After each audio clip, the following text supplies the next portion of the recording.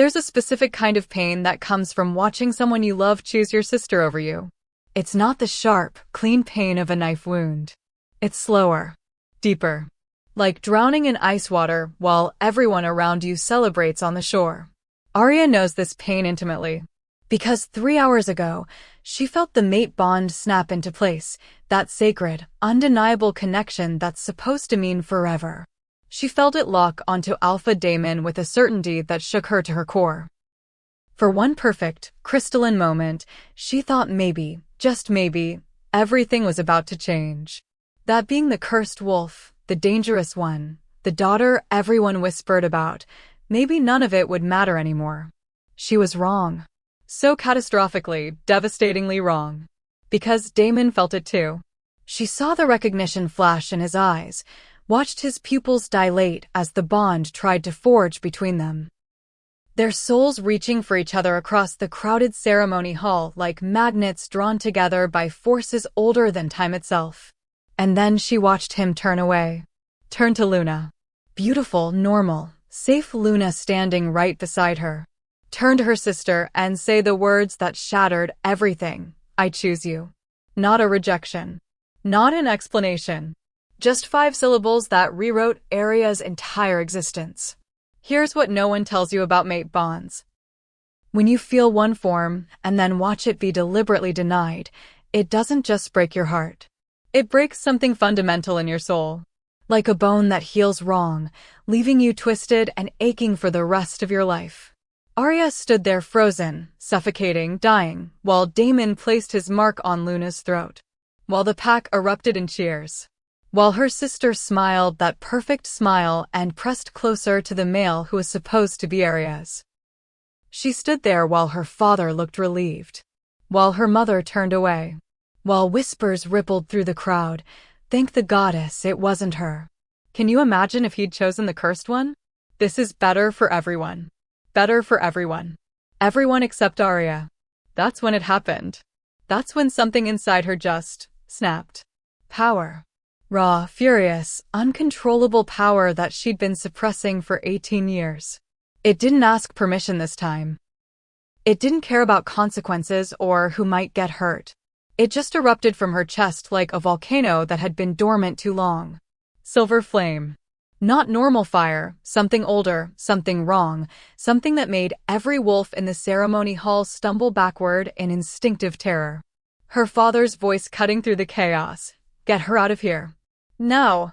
Her mother's face, twisted with shame and fear. Luna's eyes, wide with something that might have been pity but looked a lot like relief. And Daemon, Alpha Daemon, throwing himself in front of Luna like Arya was the threat.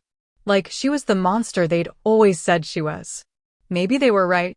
Maybe she is a monster. Because right now, running through this forest with blood in her mouth and rage in her veins, she doesn't feel like a rejected daughter or a broken-hearted girl. She feels dangerous.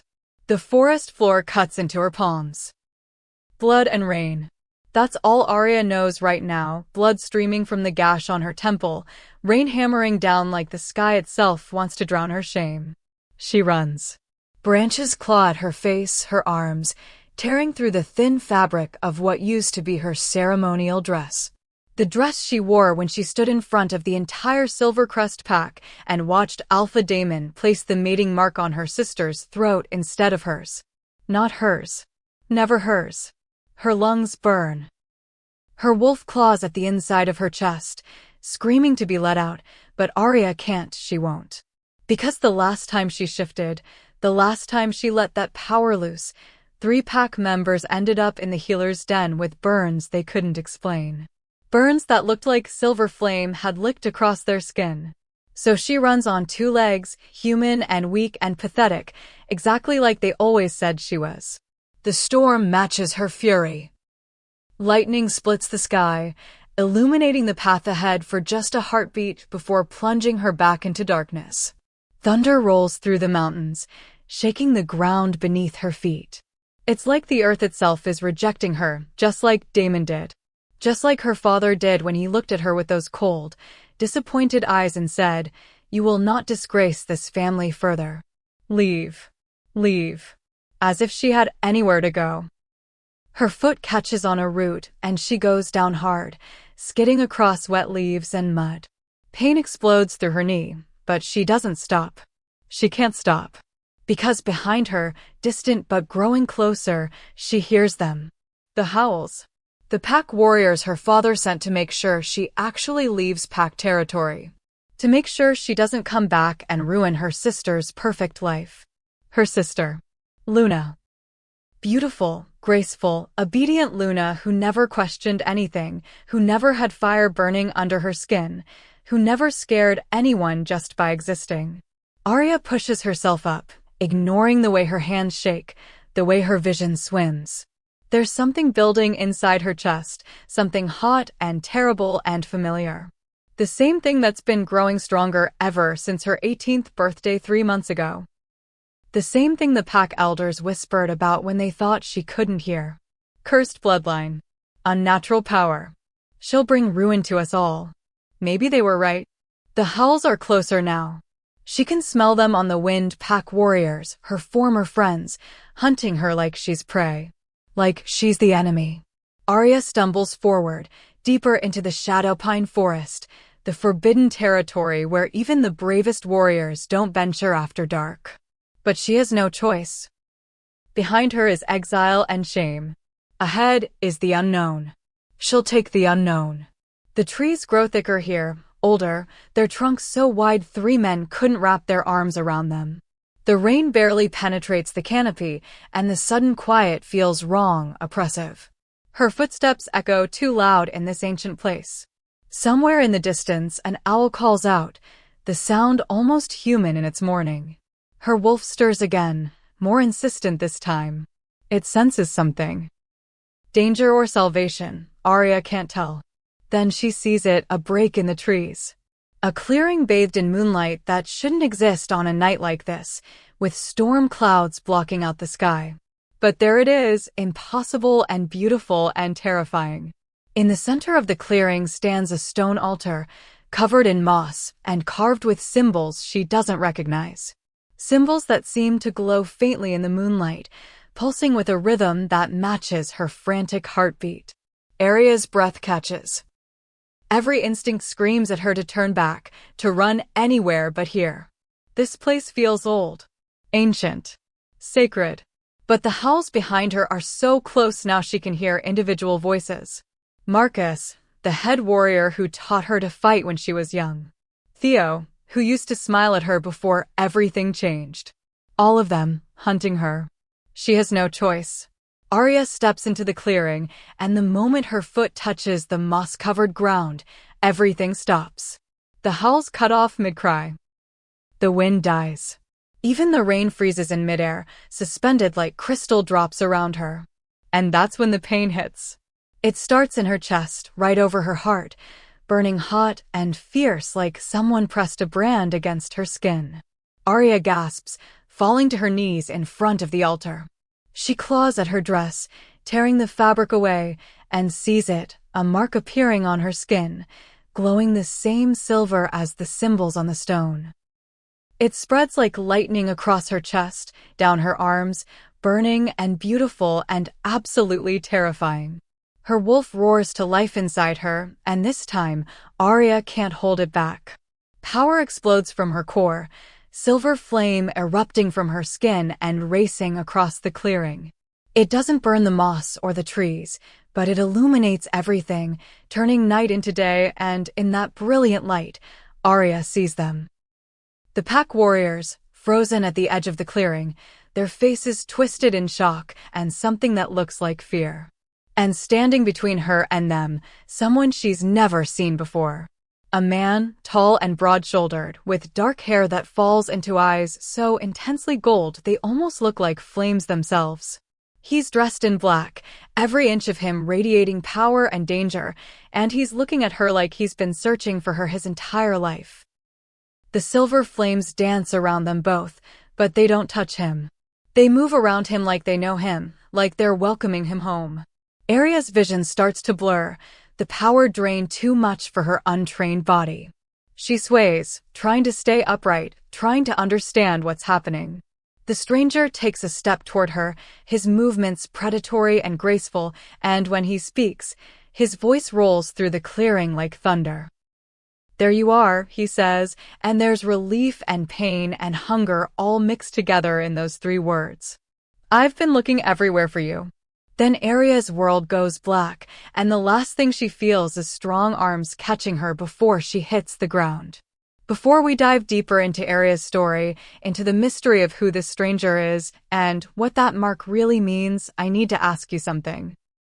If you're feeling that pull, that same curiosity burning inside you that Aria feels every time her power stirs, then hit that subscribe button for Cindy's Wolfheart stories. Because this is just the beginning. This is where outcasts become legends. Where the broken pieces inside us turn into something powerful. And trust me, you're going to want to see what happens when Aria finally stops running and starts fighting back. So subscribe, hit that notification bell, and let's fall into this world together. Because the best stories? They're the ones that burn. Now let's find out who caught her. Consciousness returns slowly, like swimming up through dark water. Aria becomes aware of warmth first, a fire crackling somewhere close. Then softness beneath her furs, thick and luxurious, nothing like the rough blankets from her family's home. And finally, a scent that makes her wolf stir with interest. Pine and smoke and something wild, something that calls to the untamed parts of her she's always tried to suppress. Her eyes flutter open. She's in a cave. No, not just a cave, a sanctuary.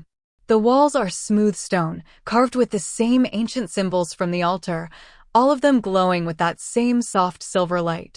Furs and woven tapestries hang from the walls, turning what should feel like a cold, hollow space into something almost cozy. The fire burns in a pit at the center, its flames dancing in colors that shouldn't exist, blue and silver mixed with normal orange and gold. And sitting beside that fire, watching her with those unsettling golden eyes, is him. Up close, he's even more intimidating. Sharp jaw, full lips that look like they rarely smile, a scar cutting through his left eyebrow. He's still dressed in black, but now she can see the tattoos that wind up his arms.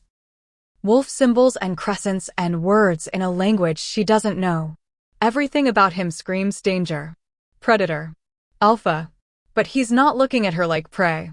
He's looking at her like she's the answer to a question he's been asking his entire life. "You're awake," he says, and his voice is different now. Softer. Still deep enough to feel in her chest, but lacking the thunder from before. "How do you feel?" Aria tries to sit up and pain lances through her head. She gasps, pressing a hand to her temple where she must have hit it during her fall. "Easy." He moves fast, faster than any wolf she's ever seen, and suddenly he's beside her, one hand on her shoulder, steadying her. His touch is warm and careful, and it takes everything in Aria not to lean into it. "You pushed yourself too hard. Your body isn't trained to channel that kind of power yet. Who are you?" Her voice comes out rough, suspicious. She pulls back from his touch even though every cell in her body protests the loss. "And how do you know about what I can do?" A smile tugs at the corner of his mouth, quick and sad. "My name is Damon." Aria's blood turns to ice. "Damon? Like, not your Damon," he says quickly, understanding flashing across his face. "Different pack. Different life. I've been called Damon since before that boy who hurt you was even born." He leans back, giving her space, but his eyes never leave hers. "I know what you're thinking. The universe has a cruel sense of humor, doesn't it?"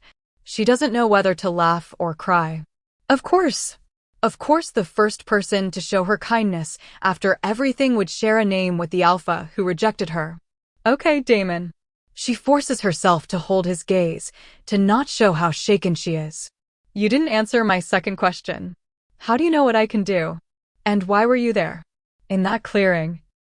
He's quiet for a long moment, studying her face like he's memorizing every detail. Then he sighs and runs a hand through his dark hair. "Because I've been looking for you for 5 years, Aria Blackwood. Ever since the night I saw you in a vision standing in front of that altar, covered in silver flame, calling out for help you didn't even know you needed. The world tilts. How? How do you know my full name? I didn't. The prophecy knows you, he interrupts gently. The ancient texts know you. The mark on your chest. He gestures toward her, and Arya realizes with a start that someone, probably him, has bandaged her wounds and changed her into a clean shirt. She can still feel the mark beneath the fabric, warm and pulsing. That mark has been waiting for you since before you were born. It's called the Seal of the Silver Flame. It appears on only one wolf every 1,000 years. The one who's meant to. Stop. Arya holds up a hand, her head spinning with too much information. Just stop. I can't process this right now. You're telling me you've been watching me? Waiting for me? That I'm some kind of prophesied, chosen one? That's insane. Is it? Damon leans forward, his gaze intense. Is it any more insane than the fact that you can call silver flame from your hands? That you felt different your entire life? That your own pack feared you so much they forced you into exile rather than try to understand what you are? Each word hits like a physical blow because he's right. She has always felt different. Wrong.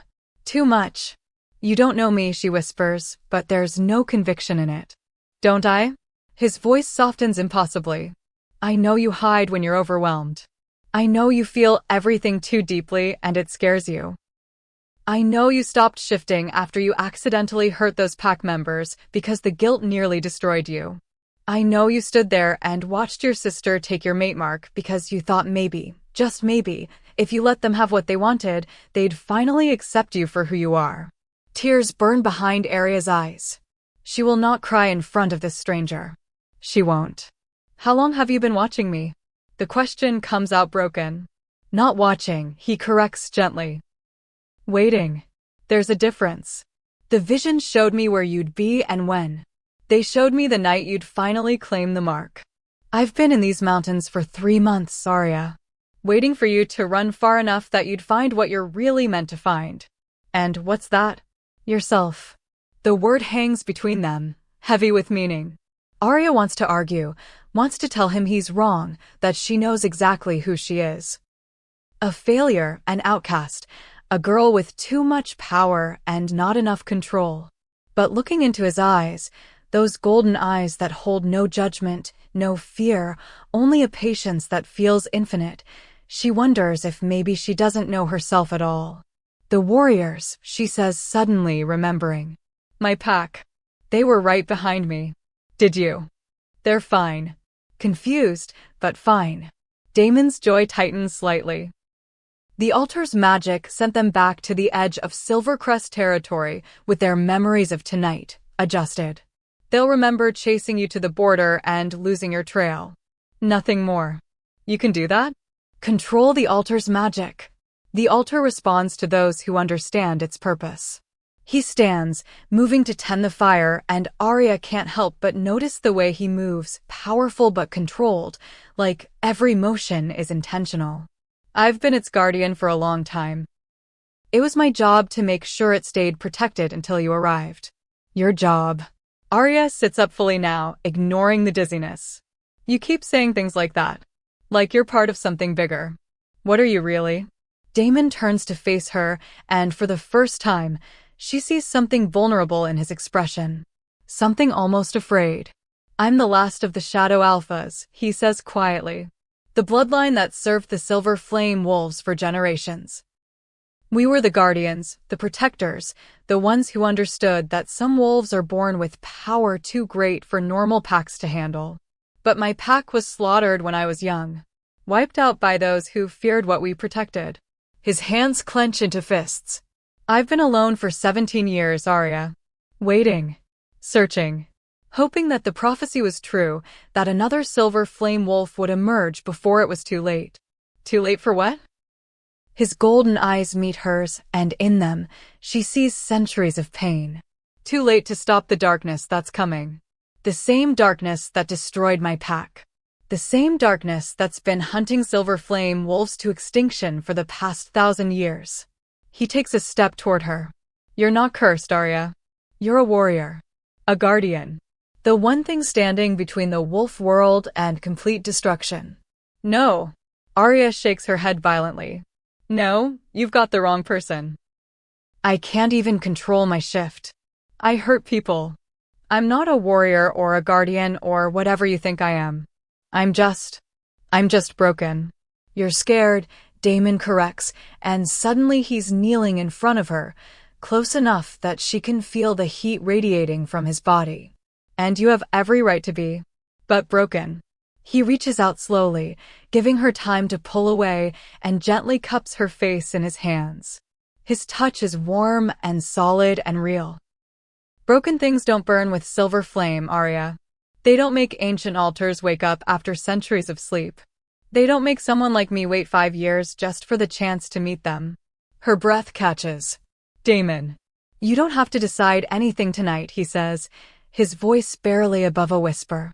You don't have to believe me or trust me or accept any of this. But you're safe here. For the first time in your life, you're in a place where your power isn't something to fear. It's something to celebrate.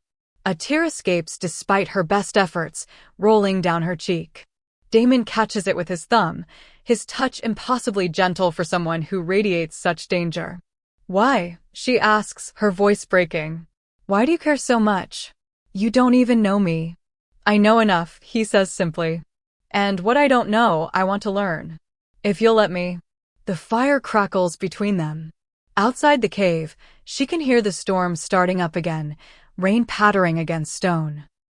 But in here, in this impossible sanctuary with this impossible man, Arya feels something she hasn't felt in years. Hope. Maybe he's right. Maybe she's not broken. Maybe she's just been waiting to find someone who could see past the flames. Arya pulls back from Damon's touch, her heart racing too fast, her thoughts scattered like leaves in a storm. She needs space. Distance. Time to think without those golden eyes watching her like she's something precious. She stands, wrapping her arms around herself, and moves to the mouth of the cave where she can see out into the night. The rain has softened to a drizzle, and somewhere through the clouds, the moon is trying to break through. Tell me something, she says without turning around. In your visions, did you see what came before? Did you see how I ended up alone in that forest? Behind her, she hears Damon move, but he doesn't come closer. I saw pieces. Flashes. A ceremony. Your sister. Arya laughs, but there's no humor in it. My sister. Luna. Perfect, beautiful Luna who never questioned anything, who never made anyone uncomfortable just by existing. She presses her palm against the cool stone of the cave wall. Do you know what it's like, growing up in someone's shadow? Always being compared? Always falling short? Tell me, Damon says softly. And maybe it's because she's exhausted. Maybe it's because she has nothing left to lose. Or maybe it's because he's the first person in years who's looked at her like she matters. Whatever the reason, Arya finds herself talking. I was 7 when I first shifted, she begins, her voice distant with memory. Most wolves don't shift until they're 12 or 13, but I was early. Too early. I remember my mother's face when it happened, not pride, but fear. Pure, unfiltered fear. She closes her eyes, seeing it all again. I didn't shift into a normal wolf. My fur was silver, like moonlight made solid. And when I howled, the earth shook. Literally shook. Windows shattered in our house. Trees split in the forest. She hears Damon's sharp intake of breath, but continues. My father called the pack elders immediately. They came and looked at me like I was a disease. A plague. They spoke in hushed voices about bloodlines and curses and ancient powers that should have died out centuries ago. Arya's hands clench into fists. From that day forward, everything changed. My parents stopped hugging me. Kids at pack school stopped playing with me.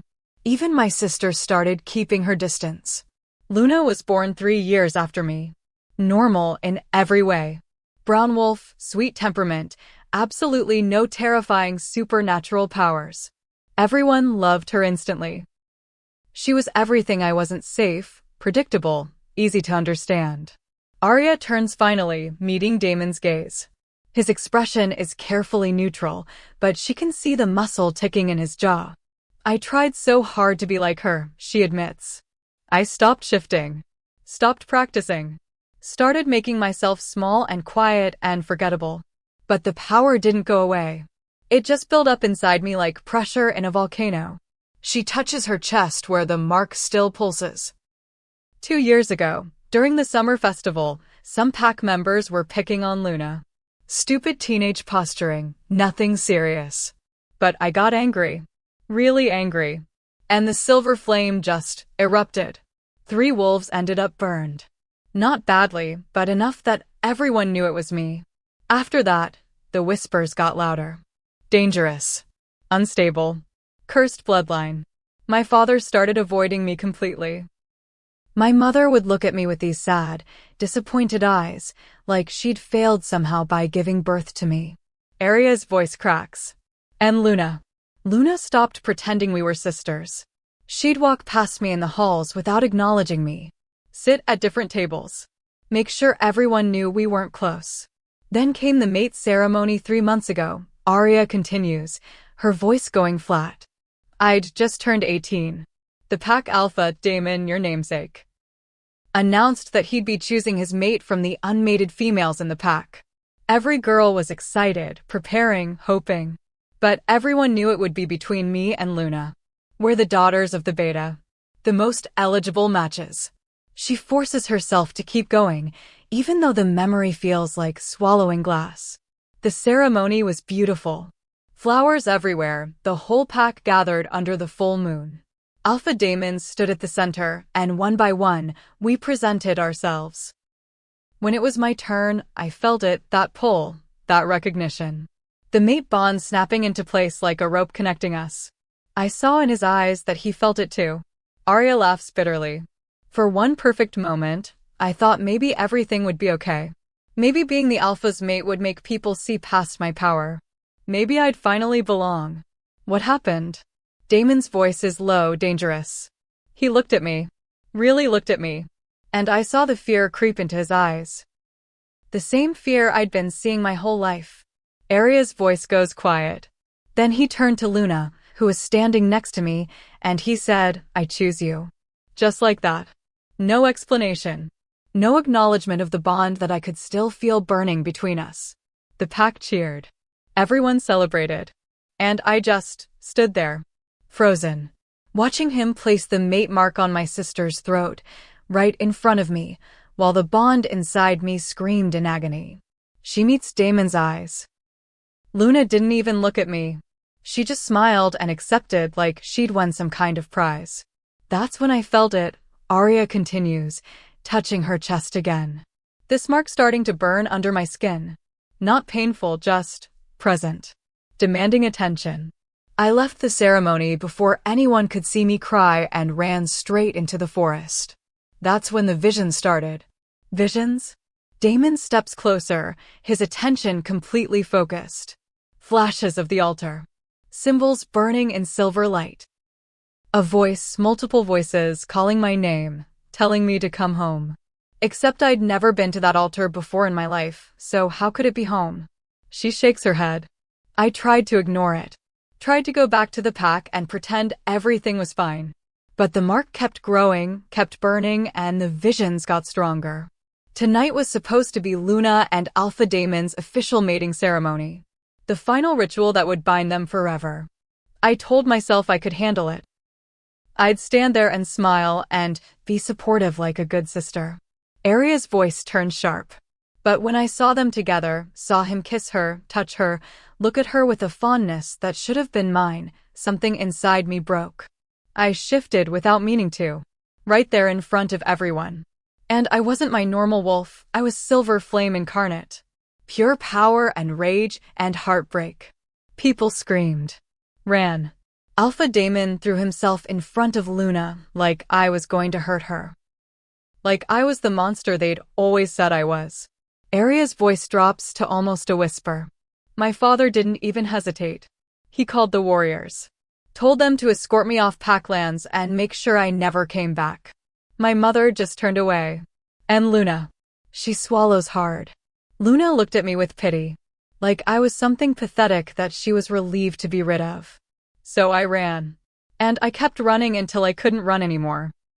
Until I found that altar and everything I thought I knew about myself shattered into pieces. Silence fills the cave. Heavy and complete. Arya realizes her face is wet with tears she doesn't remember shedding. She wipes them away roughly, angry at herself for showing this much vulnerability. When Damon finally speaks, his voice is thick with barely controlled fury. "They're fools," he says. "Every single one of them. Blind, terrified fools who threw away something precious because they were too weak to understand its value." Or maybe they were right, Arya argues. Maybe I am dangerous. Maybe I am cursed. You keep talking about prophecies and destiny, but what if I'm not the hero in that story? What if I'm the villain? In 3 strides, Damon closes the distance between them. He doesn't touch her, but his presence is overwhelming. "Listen to me very carefully, Arya Blackwood," he says, his golden eyes blazing. "Power doesn't make you a villain. What you choose to do with it does. And from everything you've told me, all you've ever chosen is to protect others, even when it meant suppressing yourself. Even when it meant letting people who didn't deserve you walk all over your heart. But what if I can't control it?" Her voice breaks. "What if I hurt someone else? Then I'll help you learn control." The certainty in his voice leaves no room for doubt. "That's what I'm here for. That's what I've been waiting for." He reaches out slowly, giving her time to pull away, and when she doesn't, he cups her face again. "You're not alone anymore, Arya. You don't have to carry this by yourself." Something in her chest cracks open, and suddenly she's crying in earnest, great shaking sobs that she's been holding back for years. Damon pulls her into his arms without hesitation, and she lets him, pressing her face against his chest and finally letting herself break. He holds her through it all, one hand stroking her hair, murmuring words in that ancient language she doesn't understand, but that somehow feel like comfort anyway. And for the first time since she can remember, Arya feels like maybe, just maybe, she doesn't have to be strong all the time. Maybe sometimes being broken is okay. As long as you have someone willing to help you pick up the pieces. Morning comes soft and golden, sunlight filtering through the cave entrance and painting everything in shades of amber. Arya wakes wrapped in furs beside the dying embers of the fire, feeling more rested than she has in months. The mark on her chest hums contentedly, warm but not burning. Across the cave, Damon sits with his back against the wall, eyes closed but clearly not sleeping. Even in repose, he radiates alertness. "You don't sleep, do you?" Arya asks, her voice still rough from crying. His eyes open immediately, golden and sharp. "I sleep. Just not deeply. Old habits from being hunted for most of my life." The casual way he says it makes her chest ache. Before she can respond, he stands and moves to a pack in the corner, pulling out dried meat and fruit. "Eat," he says, handing her the food. "We have somewhere to be today." "Where?" "The Archive of Echoes." He says it like it should mean something to her. When she just stares blankly, he elaborates. "It's where the prophecies are kept. Where you'll learn exactly what you are and what you're meant to do." Nervous energy floods through her. "And if I don't want to know? Then we don't go." Damon sits across from her, his expression serious. "Everything we do from this point forward is your choice, Arya. I'm not going to force you into a destiny you don't want. But I think..." He pauses, choosing his words carefully. "I think you deserve to know the truth. Not the fear-based lies your pack told you. The real truth about who you are." She considers this while she eats. Part of her wants to run again, to disappear into obscurity and never think about silver flames or prophecies or any of it. But a larger part, the part that's been starving for answers her whole life, desperately wants to know. "Okay," she says finally. "Show me." They set out after breakfast, Damon leading her deeper into the mountains through paths that don't seem like paths at all. The forest here is ancient beyond measure, trees so tall their tops disappear into mist. Everything feels sacred, hushed, like the world is holding its breath. After an hour of climbing, they reach a cliff face that appears to be solid rock. But Damon places his palm against the stone, whispers something in that ancient language, and the rock shimmers like water before revealing a passage. How did you? Shadow Alpha magic, he explains. We were born to be guardians of sacred places. The magic recognizes my bloodline. The passage leads down into the earth, lit by those same silver symbols she saw on the altar. They glow brighter as Arya passes, responding to her presence, and she realizes with a start that they're writing words in a language she shouldn't be able to read, but somehow can. Welcome home, child of flame. Born of prophecy, returned at last. The balance awaits. Damon watches her read them, his expression unreadable. You can understand the old tongue. I shouldn't be able to, Arya whispers. I've never seen these symbols before. Your blood knows them.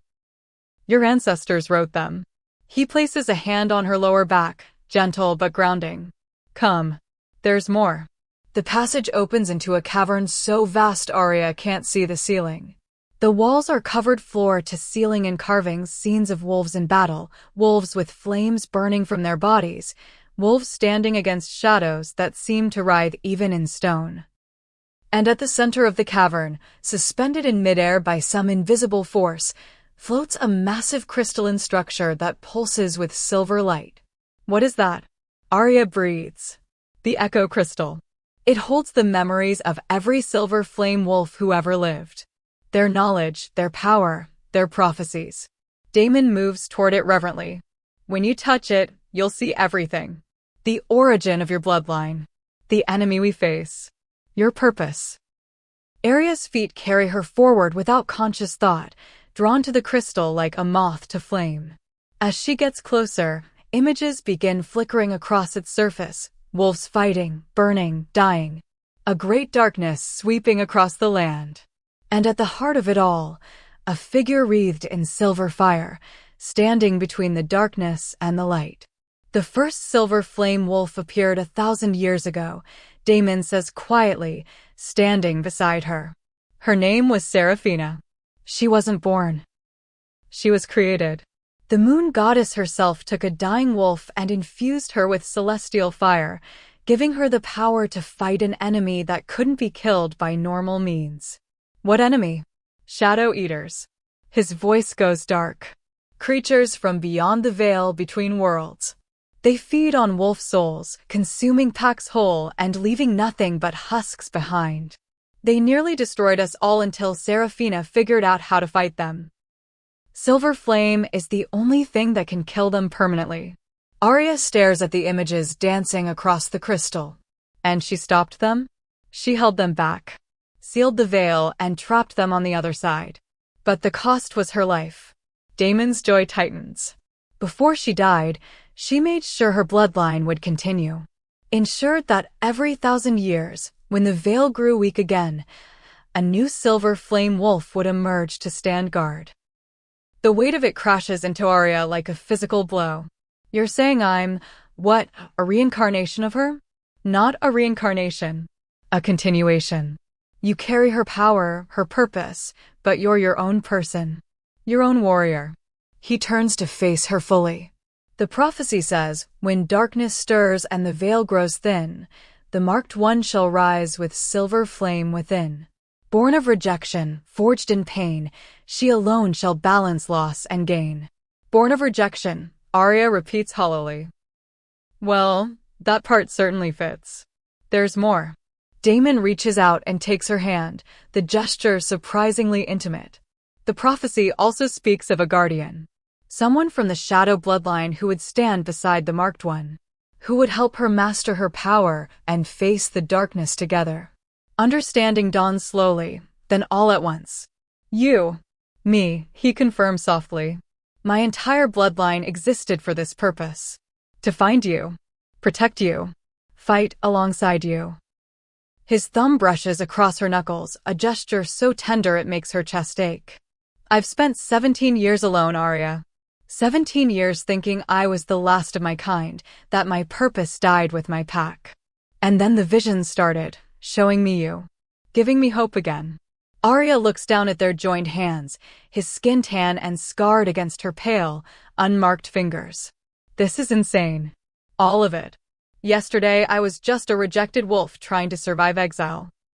Now you're telling me I'm supposed to save the world. Not the world, Damon corrects. Just our world. The wolf world. And you don't have to do it alone. She wants to pull away, to run again, to deny everything he's saying. But the crystal pulses brighter, and suddenly she feels it, the pull of something ancient and powerful in her blood. The same thing she's been running from her entire life. Touch it, Damon urges gently. Let it show you the truth. Before she can second-guess herself, Arya reaches out and places her palm against the crystal's smooth surface. The world explodes into light. Images flood her mind faster than thought. She sees Seraphina standing on a battlefield, silver flames erupting from her body as she faces down creatures made of living shadow. She sees generations of silver flame wolves, each one powerful, each one facing the darkness in their time. She sees the veil, a shimmering barrier between worlds, and the cracks forming in it, growing wider with each passing year. And she sees herself. Not as she is now, small and scared and uncertain, but as she could be. Silver flames dancing around her body like wings, her eyes glowing with ancient power, standing against a tide of darkness that threatens to consume everything. But she's not alone in that vision. Beside her stands Damon, his own power flowing like shadows that complement her light, and together they are unstoppable. The vision shifts, showing her something else. A ritual. An ancient ceremony where silver flame and shadow alpha bloodlines unite, not just in battle but in bond. A mating ritual that would amplify both their powers, making them strong enough to face what's coming. Heat floods through Arya at the images, Damon's hands on her skin, silver and shadow intertwining, power building between them until it becomes something transcendent. She gasps and pulls her hand back, stumbling away from the crystal. Her heart races, her skin feels too tight, and the mark on her chest burns with an intensity that's both painful and exhilarating. What was that? She demands, pressing a hand over her racing heart. That last part. Damon's expression is carefully controlled, but she can see the tension in his shoulders, the slight flush on his cheeks. The bonding ritual. It's complicated. That didn't look complicated. That looked very specific. She can still feel the phantom sensation of his hands on her skin from the vision. Is that what you've been waiting for? Some magical power boost from bonding with me? No. The word comes out sharp, almost angry. Damon runs a hand through his hair, and for the first time since she met him, he looks genuinely rattled. The ritual exists, yes. And yes, it would make us both stronger. But I've never, he stops, takes a breath. I didn't search for you because of some ritual, Arya. I searched for you because you're the last hope for our kind.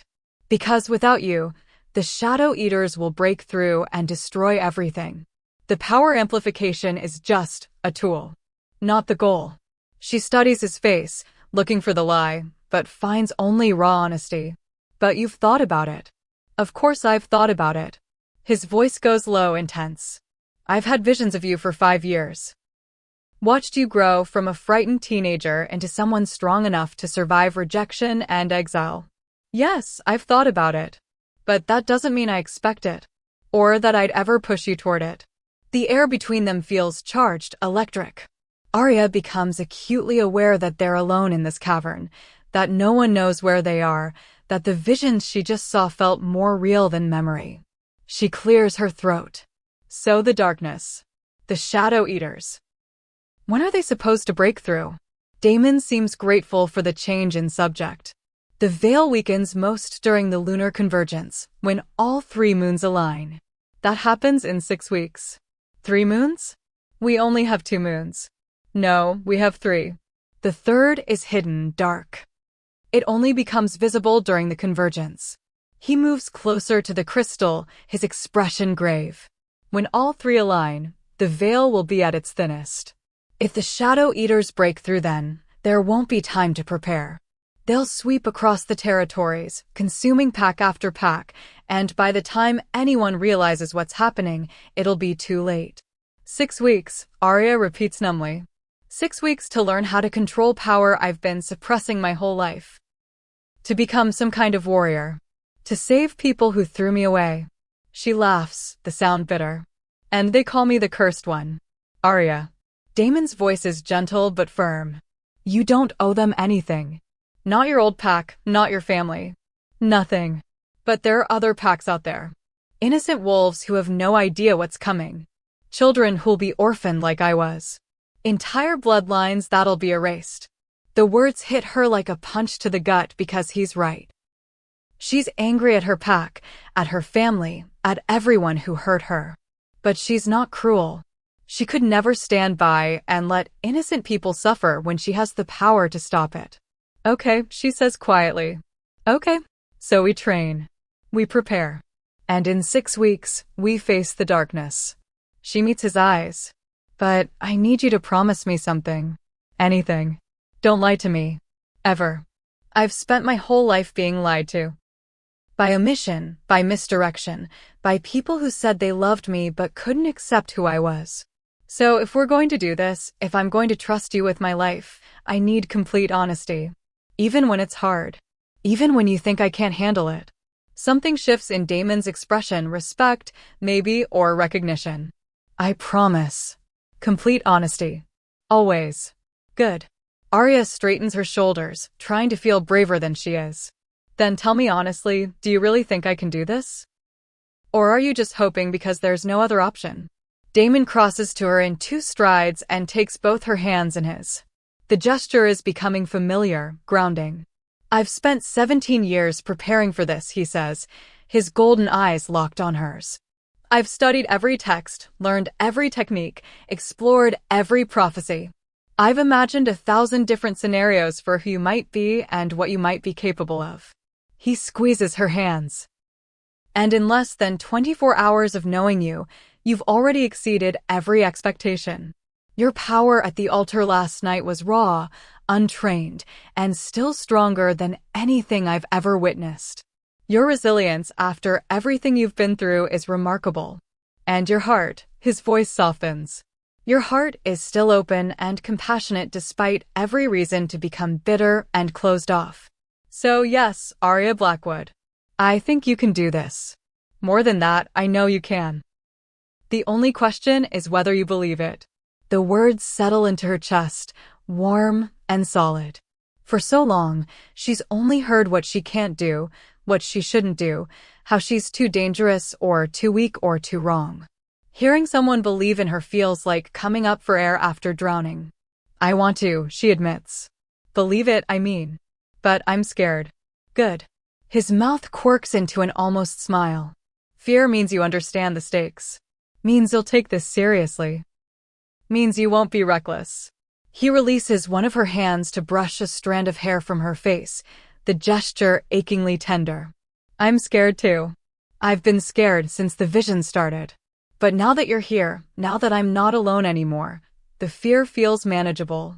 They stand there in the glow of the echo crystal, 2 broken people from destroyed bloodlines, and Arya feels something click into place. This is what the prophecy meant. Not just about power or destiny, but about finding someone who understands. Who sees all your broken pieces and doesn't ask you to hide them. So what now, she asks. Now we train. Damon's expression turns determined. I'll teach you to control your shift, to channel the silver flame without it consuming you. We'll work on combat, on strategy, on understanding the nature of the Shadow Eaters so you can fight them effectively. And the ritual? The words slip out before she can stop them, her cheeks heating. The bonding thing. Damon's eyes darken with something that makes her stomach flip. That's entirely your choice. We can face the darkness without it. We'll just be less powerful. But I will never, ever push you into something you're not ready for. That's not what this is about. She nods, not trusting her voice. Because the truth is, the visions from the crystal didn't just show her the ritual.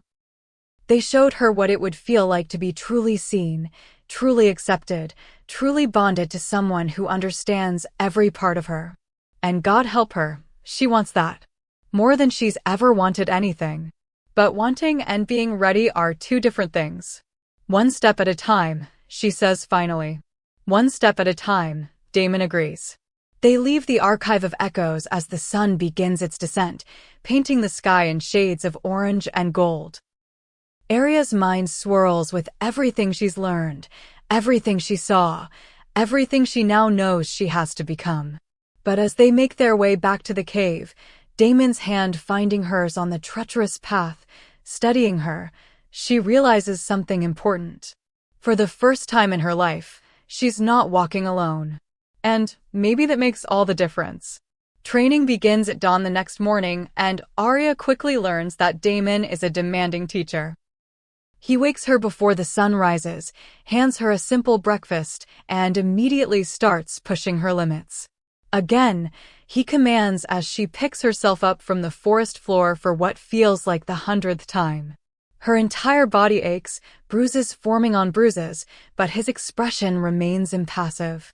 You're telegraphing your movements. An enemy will see that opening and exploit it. An enemy won't have had centuries to perfect their technique. Aria snaps back, frustration bleeding through. No, but they'll have an innate drive to consume your soul, which tends to motivate them. He offers her a hand up, which she takes grudgingly.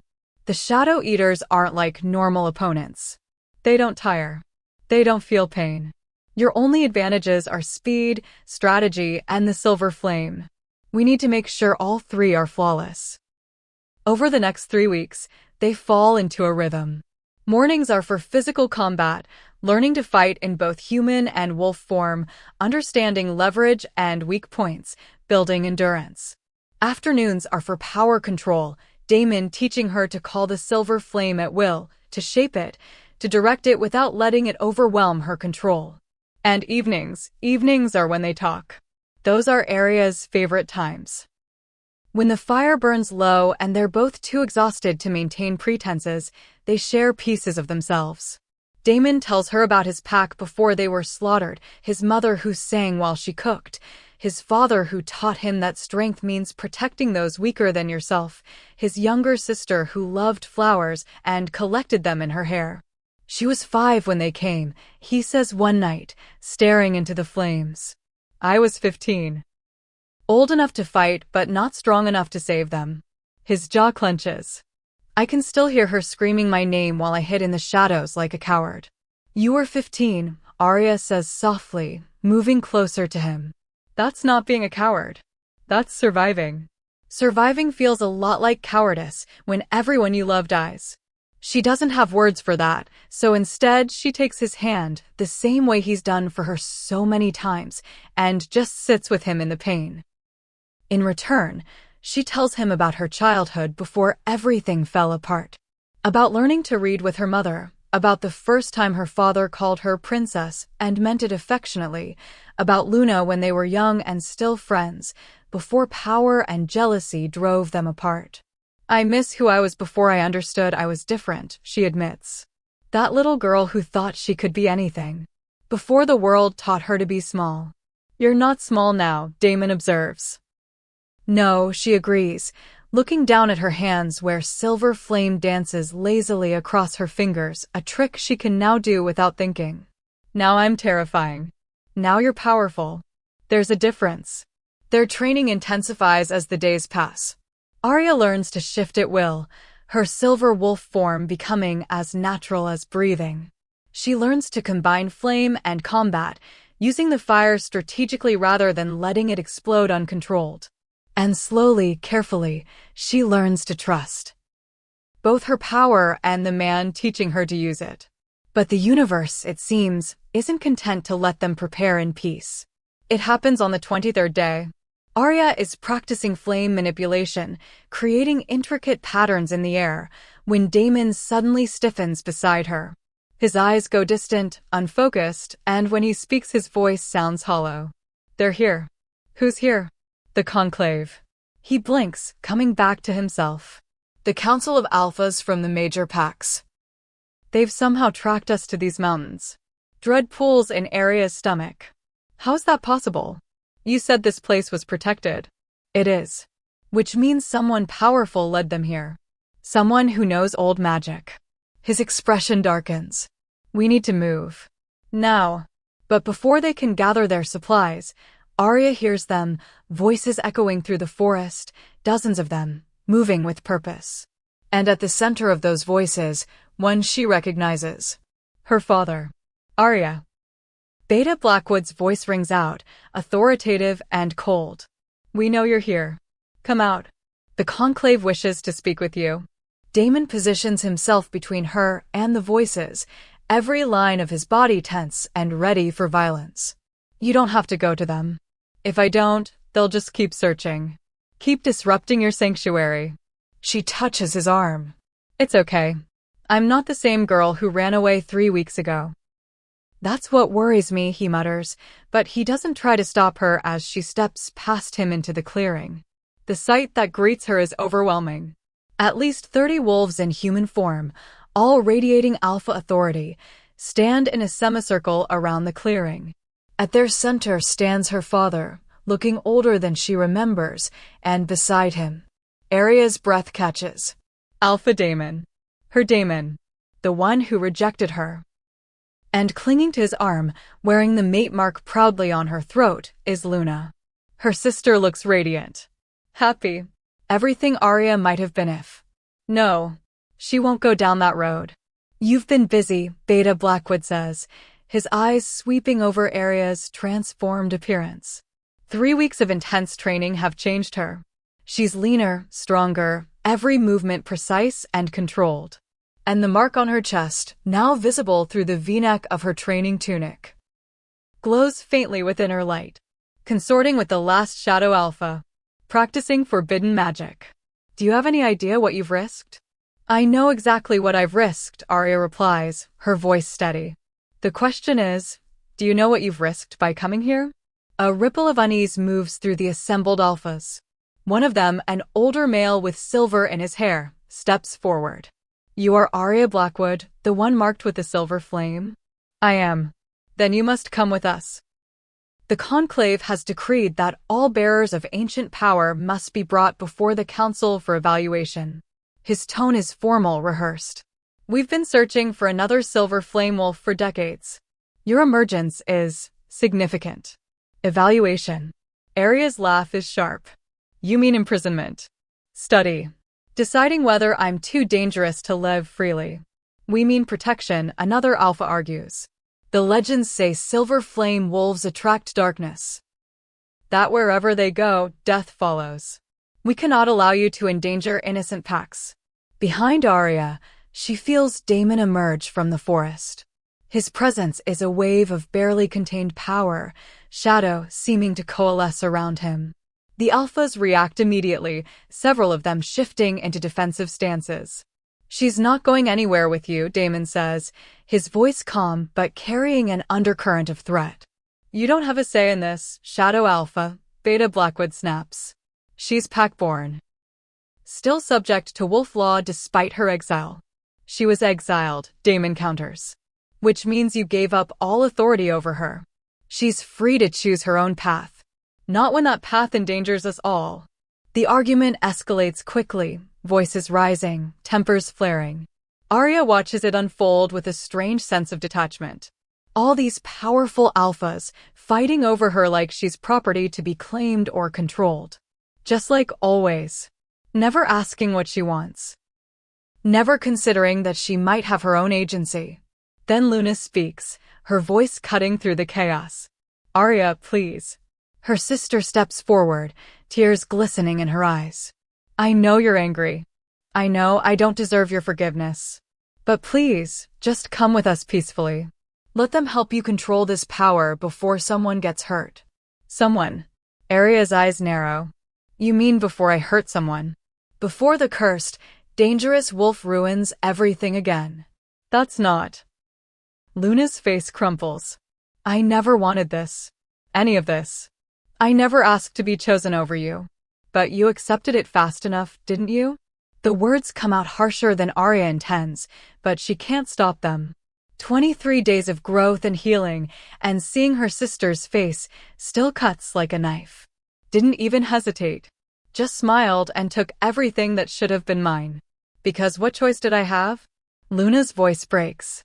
"You're so powerful, Arya. You've always been the special one, the marked one. I'm just normal. When he chose me, for the first time in my life, I felt like I mattered more than you. Like I wasn't just living in your shadow. The confession hangs in the air, raw and painful. Arya sees it then. The jealousy that went both ways, the resentment that festered in both their hearts. Luna envied her power while Arya envied her normalcy. Two sisters torn apart by something neither of them could control. That doesn't make it hurt less, Arya says quietly. I know. Luna wipes her eyes. I know, and I'm sorry. But right now, there's something bigger than our family drama happening. The Conclave has been tracking Shadow Eater signs all across the territories. Packs reporting strange disappearances. Darkness that moves against the wind. We need you, Arya. Not as punishment, but as protection. For everyone. Arya looks at her sister, really looks at her, and sees the fear there. Real, genuine fear. Not of Arya, but for her. Before she can respond, one of the alphas at the back of the group stiffens. His nose lifts to the air, scenting something. Does anyone else smell that? A strange, sulfuric scent drifts through the clearing. Wrong. Unnatural. Making Arya's wolf bristle with instinctive dread. Damon moves to her side instantly, his expression going hard. Everyone needs to leave. Now. We're not leaving without. The alpha doesn't finish his sentence. The shadows at the edge of the clearing suddenly move, twist, and solidify into forms that make Arya's blood run cold. Shadow Eaters. They emerge from nothing, creatures made of living darkness with eyes like burning coals and mouths full of teeth that seem to absorb light itself. 3 of them. No, 5. More appearing every second, drawn by the concentration of wolf power in one place. Chaos erupts. The alphas shift immediately, their wolves exploding outward in a cacophony of snarls and fear. But Arya can already see it's not enough. Normal wolf attacks pass through the Shadow Eaters like they're made of smoke. Teeth and claws find no purchase. A young alpha charges forward and a Shadow Eater's appendage, she can't call it an arm, lashes out. Where it touches the wolf's flank, his fur turns gray, lifeless. He collapses with a keening whine that makes Arya's heart clench. Silver Flame. Damon shouts at her. It's the only thing that can touch them. But Arya freezes. There are too many people here. Too many wolves crowded together. If she unleashes her power, she could hit her own kind as easily as the Shadow Eaters. Another wolf goes down. Then another. Her father's voice cuts through the panic. Form a circle. Protect the fallen. But the Shadow Eaters are fast, impossibly fast, and they're multiplying. Drawn by the fear, by the souls ripe for consumption. Arya sees one heading straight for Luna. Her sister, still in human form, trips over a root trying to back away. She falls, and the Shadow Eater looms over her, its mouth opening impossibly wide. Everything stops. Arya doesn't think. Doesn't calculate. She just moves. Silver flame explodes from her body in a controlled burst, not the wild explosion from before, but a precise lance of power that pierces straight through the Shadow Eater, threatening Luna. The creature shrieks, a sound that doesn't belong in this world, and dissolves into nothing. The sudden silence is deafening. Every eye in the clearing turns to Arya. She stands there, silver flame dancing across her skin like armor, her eyes glowing with inner light, and for the first time in her life, she doesn't try to make herself smaller. Get up, she tells Luna, her voice carrying power that makes the earth tremble slightly. All of you get up. You want to see what I can do? Then watch. She opens herself fully to the power she's been training with for 3 weeks. The power she's been suppressing her entire life. Silver flame erupts from her body in a controlled inferno, sweeping across the clearing in waves that somehow, impossibly, avoid every wolf while consuming every Shadow Eater they touch. The creatures shriek and dissolve, their forms unable to withstand the celestial fire. Arya directs the flames with precision born of Damon's training, taking down one after another. When the last Shadow Eater falls, she lets the flames recede slowly, carefully, until they're just a soft glow around her hands. The clearing is silent except for the heavy breathing of traumatized wolves. The young alpha who is hid is alive but unconscious, his flank marked with gray scars he'll carry forever. Others are injured but healing, their wolf's natural regeneration already working. Beta Blackwood stares at his daughter like he's seeing her for the first time. "That's what I am," Arya says into the silence. "That's the power you called cursed. The power you feared so much you threw me away." She looks around at all the alphas, these powerful wolves who minutes ago wanted to control her. The Shadow Eaters are coming. In 3 weeks, during the lunar convergence, they'll break through the veil in force. And when they do, your teeth and claws won't be enough. Your traditions and your laws won't protect you. She takes a breath, feeling Damon's presence at her back, solid and supportive. "So here's your choice. You can try to take me to your conclave. Try to lock me up and study me and pretend you can control something you don't understand. Or," she lets silver flame dance across one palm, "you can go back to your packs. Warn them. Prepare them. And when the darkness comes, you can pray that I'm strong enough to stand between you and annihilation. Because I'm the only chance you have." The words echo across the clearing, absolute and final. Some of the alphas look afraid. Others look odd. Her father just looks broken, like he's finally seeing what his fear cost him. Alpha Damon, the one who chose Luna, steps forward carefully. When he speaks, his voice is respectful in a way it never was when she was just the beta's weird daughter. "You would fight for us? After everything?" Arya's laugh is bitter. "I'm not fighting for you.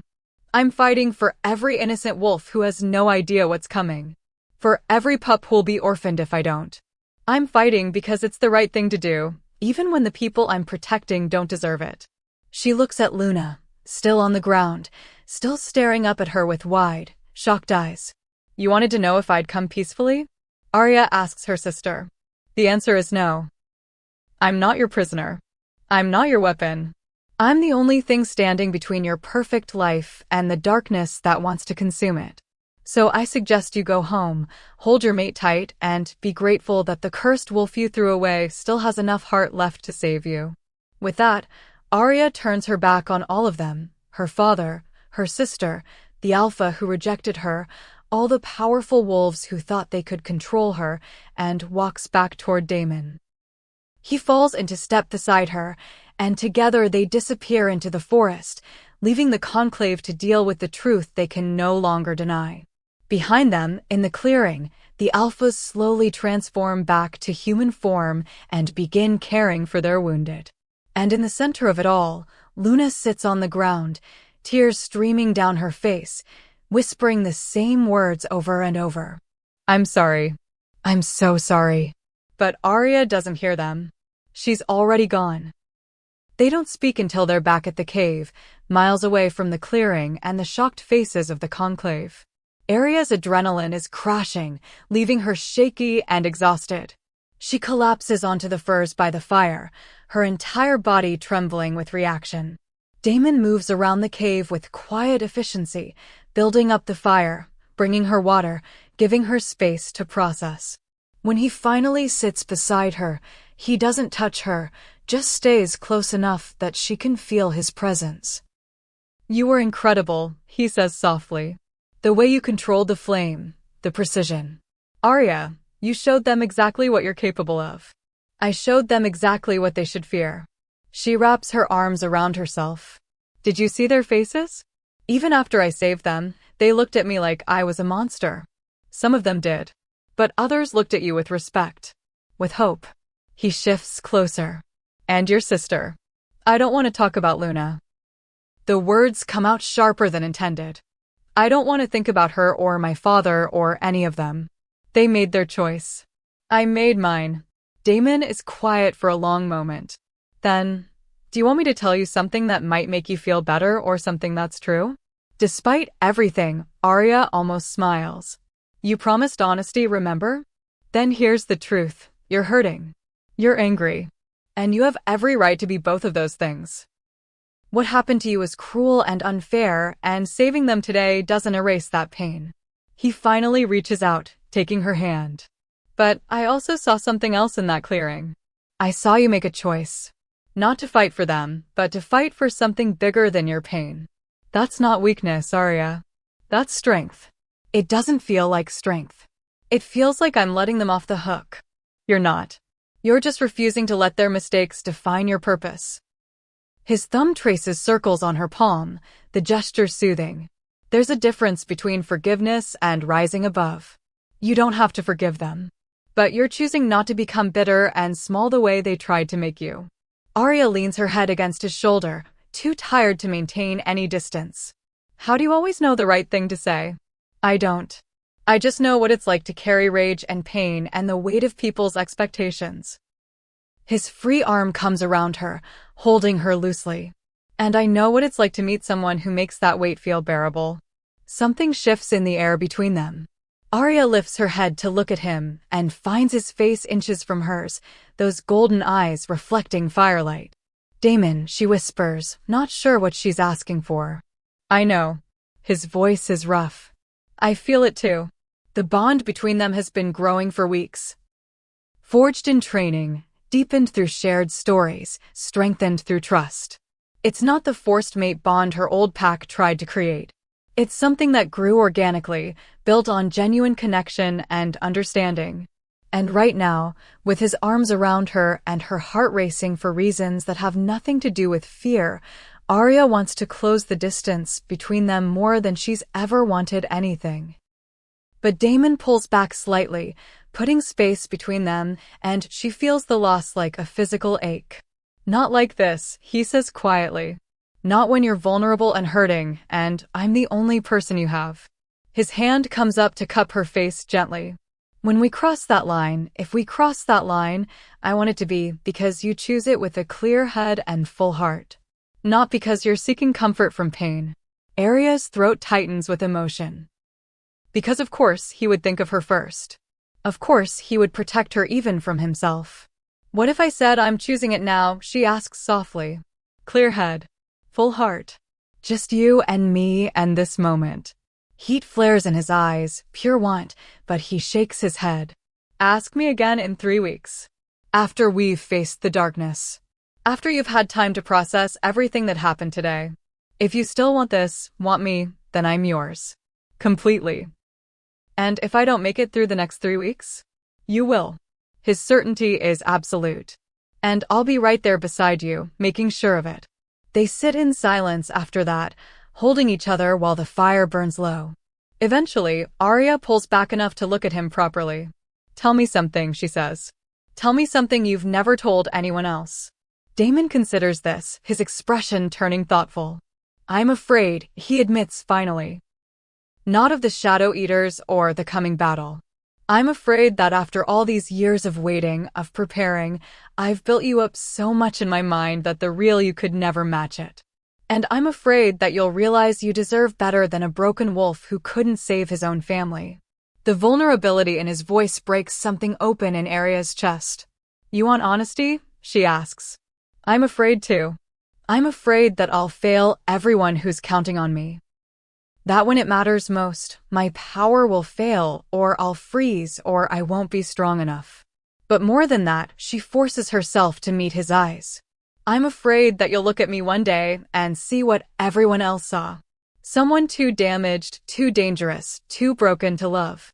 Arya, let me finish. She takes a shaky breath. My whole life, people have left. My parents emotionally. My sister by choice. The mate bond that should have been mine.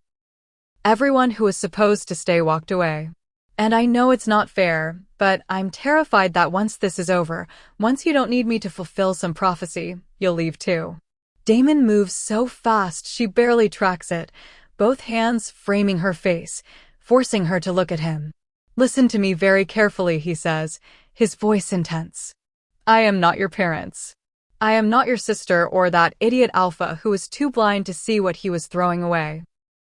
I have spent 17 years alone, Arya. 17 years thinking I was the last of my kind, that my purpose died with my family. And then I started having visions of you. He leans closer, his forehead resting against hers. Do you know what that was like? Seeing glimpses of someone who understood isolation and pain and power they couldn't control. Someone who made me think maybe, just maybe, I wasn't as alone as I thought. His voice drops to a whisper. I didn't fall for some prophecy or some idea of who you should be. I fell for the girl in the visions who kept trying even when everything told her to give up. And meeting you in person? You exceeded every expectation, every hope, every dream. Arya's breath catches. Damon. I'm not going anywhere, he continues fiercely. Not after the battle. Not ever. You're not alone anymore, Arya. And I need you to understand that you never will be again. Even if you decide you don't want me the way I want you, I will still be here. As your guardian. Your friend. Your partner in this fight. Whatever you need me to be. Tears stream down Arya's face, but for the first time in weeks, they're not tears of pain. They're tears of relief. Of hope. Of finally being seen and chosen by someone who knows all her broken parts. I don't want just a guardian, she whispers. I don't want just a friend. His eyes darken with heat and promise. What do you want? You.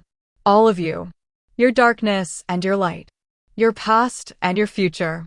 I want, she stops, gathering courage. I want what I saw in that vision. Not just the power amplification, but the connection. The bond. I want to be chosen by someone who sees me. Really sees me. Arya. Her name on his lips sounds like a prayer. I see you. I've always seen you. Then see this. She closes the remaining distance between them and kisses him. For a heartbeat, Damon goes still with surprise. Then he's kissing her back with an intensity that steals her breath. His hands slide into her hair while hers grip his shoulders, and it feels like coming home and leaping off a cliff all at once. When they finally break apart, both breathing hard, Damon rests his forehead against hers again. I thought we were waiting, Arya says, slightly dazed. We are. His voice is rough with want, but his hands are gentle as they frame her face. That was just a promise. A preview of what's waiting after we've won this fight, and you've had time to be sure. I'm already sure. I know. He smiles, and it transforms his usually serious face into something beautiful. But I'm going to make you prove it anyway. Because when we finally do this, when I finally claim you and you claim me, I want there to be no doubts. No fears. No what-ifs. Just us, choosing each other with absolute certainty. Arya wants to argue, wants to say that she's never been more certain of anything in her life. But looking into his eyes, seeing the determination mixed with desire, she understands. He's protecting her again. Protecting them both from rushing into something because of heightened emotions and dire circumstances.